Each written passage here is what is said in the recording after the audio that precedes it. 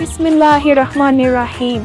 Assalamu alaikum, my dear little friends. How are you all today? I hope you're feeling fantastic. Guess what? Today we have a super fun and exciting lesson from Zara Publications' new Howard series for English Nursery. So are you ready to learn something new and amazing? Let's begin.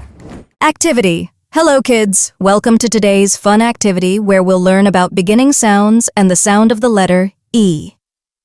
Part 1. Beginning sounds. Look at the pictures and find their beginning sound. 1. Fox. What sound do we hear at the beginning of fox? F. 4. Fox. Now let's encircle the correct letter. 2. Dolphin. What sound do we hear at the beginning of dolphin? D for dolphin. Let's circle the letter D and color it 3. Butterfly. What sound do we hear at the beginning of butterfly? B for butterfly. Great, let's encircle B and color the butterfly. 4. Apple. What sound does apple start with? A for apple. Circle the letter A. 5. Elephant. What's the first sound in elephant? E for elephant. Circle the letter E. 6. Chair. What's the first sound in chair? C for chair. Good job.